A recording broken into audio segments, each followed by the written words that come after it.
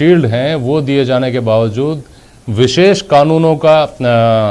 एक प्रोटेक्शन दिए जाने के बावजूद आज तक ये वर्ग कमज़ोर क्यों हैं, क्या वजह रही है इसके पीछे, इस बारे में अध्ययन किया होगा इंदिराज सिंह मेघवाल जी ने, उनसे पूछूंगा अभी थोड़ी देर बाद। पहले स्वर्णिम चतुर्वेदी, आपकी प्रतिक्रिया मुकेश पारीक जी के ऊपर।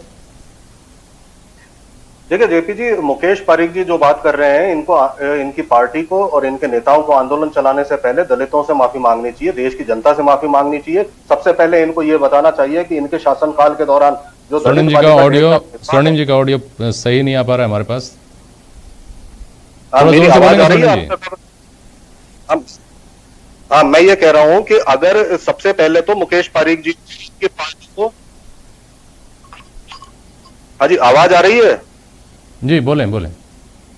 हाँ, मैं ये कह रहा हूं कि सबसे पहले तो मुकेश पारीक जी को, इनकी पार्टी को, इनके पार्टी के नेताओं को दलितों से माफी मांगनी चाहिए, देश की जनता से माफी मांगनी चाहिए। इनको बताना चाहिए भारतीय जनता पार्टी के पूर्ववर्ती शासनकाल के दौरान जो डेल्टा मेघवाल बालिका जिसके साथ बलात्कार और हत्या कर दी गई थी, उसके अपराधियों को पकड़ने के लिए जब हमने आंदोलन किया तो मुख्यमंत्री महोदय ने आश्वासन दिया था सीबीआई जांच करवाने की, लेकिन अपराधियों को संरक्षण देने के लिए सीबीआई जांच आश्वासन के बावजूद भी नहीं करवाई गई। उसके अलावा हाथरस में जो बालिका के साथ नृशंस हत्याकांड हुआ, पुलिस ने इनके शासनकाल के दौरान, भारतीय जनता पार्टी के शासनकाल के दौरान पेट्रोल छिड़क करके रात को 2 बजे उसका शव जला दिया। इन चीजों के लिए अगर ये माफी मांगे, घटनाओं के लिए माफी मांगे तो बेहतर होगा। आज देश त्रस्त बढ़ती महंगाई के कारण पेट्रोल, डीजल, रसोई गैस के दाम इतने बढ़ा दिए गए और लूट रही है एक तरह से केंद्र सरकार। इस लूट के विरुद्ध जब कांग्रेस आंदोलन चला रही है तो भारतीय जनता पार्टी को अपना वो वादा याद रखना चाहिए जो कह के कि महंगाई कम करने के वादे के नाम पर जब ये शासन में आए थे। इस सबको अगर याद करें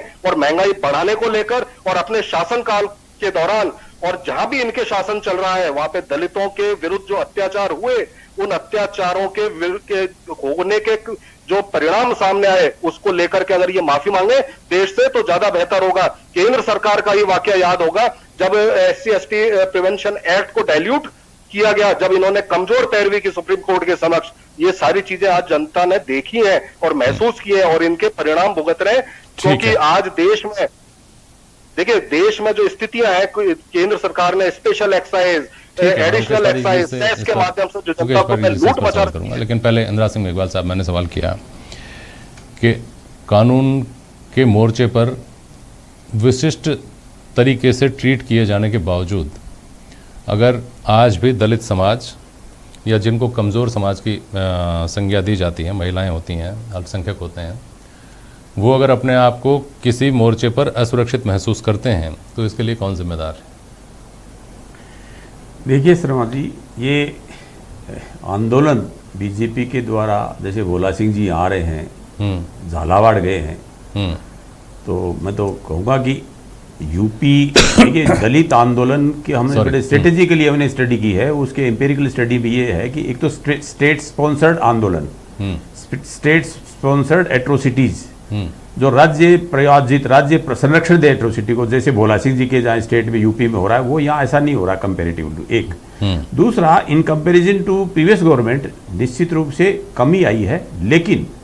जो एमएलएज अपने स्तर पे जो नीचे ग्रास रूट लेवल पे जो SC/ST एट्रोसिटी के जो एट्रोसिटीज जो केस है, महिला हो या कमजोर हो, सबके साथ बदस्तूर जारी है। जो बड़ा मुद्दा हो जाता है तो राज्य स्तर के ऊपर जो PHQ में जैसे मुद्दे आ जाते हैं, जैसे हम भी पैरवी करते हैं, जो स्टेट लेवल के जितने भी कलेक्ट करते हैं मुद्दे, जो मुद्दे आते हैं, तो PHQ में भी कोई जैसे ADG क्राइम वगैरह थोड़े बहुत अफसर हैं जो इसकी सेंसिटिव तरीके से इसको मॉनिटर कर रहे हैं। बाकी एक स्टेट लेवल पे किसी विंग नहीं है जो पूरे स्टेट में जिस ढंग से बेतहाशा वृद्धि हो रही है उसकी कंट्रोल रूम स्टेट लेवल पे हो, ये मॉनिटरिंग हो कि भाई किसमें कितनी पैरवी, चालान क्यों है। इंदिरा जी, आपको लगता है क्या सरकार कानून कड़े कर दो, सिस्टम बना दो, नया एक महकमा खोल दो, वो केवल दलितों के अत्याचार के मामले देखे? कोर्ट ऑलरेडी 33 में से मेरे ख्याल में 25 ज्यादा जिलों में SC/ST कोर्ट हैं। इन सबसे क्या फर्क पड़ा? मेरा सवाल दूसरा है, मैं ये कहना चाह रहा हूं आपको कि सिस्टम के लेवल पर बदलाव जितने किए गए, उन बदलावों का सिलसिला ही आपको रास्ता बताता है क्या कि दलितों के ऊपर अत्याचार रुकें, या सोशल लेवल पर कुछ काम किए जाने की जरूरत है जिसकी जिम्मेदारी आपकी हमारी सबकी बनती है? एक ही सॉल्यूशन है साहब, मैं बताता हूं उसका 100% सॉल्यूशन है कि SC/ST के जितने भी एट्रोसिटी केस होते हैं, पुलिस में भ्रष्टाचार की वजह से FR लगती है, उससे मोटिवेट होकर, प्रेरित होकर अपराधी दोबारा अपराध करते हैं, उनका कुछ बिगड़ता ही नहीं ग्रासरूट लेवल पे, या उनको MLA बचाता है या उससे कंसर्न मंत्री, सबके लेवल जितने भी डोमिनेंट कास्ट है अलग अलग क्षेत्र में जो अत्याचार करती हैं उनको बचाने की पैरवी कंसर्न एमएलए करते हैं। जब किसी थानेदार के खिलाफ आंदोलन चलता है तो एमएलए उसका ट्रांसफर करके वापस हो ले जाता है। इस सरकार की रणनीति ये है फिलहाल, हमारे समझ में आ रही है, ऐसा नहीं है। लेकिन इसके बावजूद भी राज्य सरकार का नैतिक दायित्व है, चूंकि ज्यादातर वोट एससी को कांग्रेस को दिए जाते हैं, तो जीरो टॉलरेंस पॉलिसी होनी चाहिए इस मुद्दे के ऊपर राज्य सरकार की किसी भी सूरत में। ठीक है, राजनीति अपनी जगह, आरोप प्रत्यारोप अपनी जगह पे। अवधेश को दिया जो मेरा सवाल था असल में इंदिरा सिंह मेघवाल साहब से कि समस्या का समाधान या इस चुनौती का समाधान कह लीजिए, इसका रास्ता सिस्टम से निकलता है, समाज से निकलता है, दोनों से निकलता है, या दोनों की बस की बात नहीं है? देखिए जेपी जी, अपने यहाँ एक बहुत दुर्भाग्य और शर्म की बात है कि समस्या कुछ और होती है और उसका समाधान और कहीं खोजा जाता है। ये जितने भी अपराध होते हैं, चाहे वो दलितों के साथ होते हों, महिलाओं के साथ होते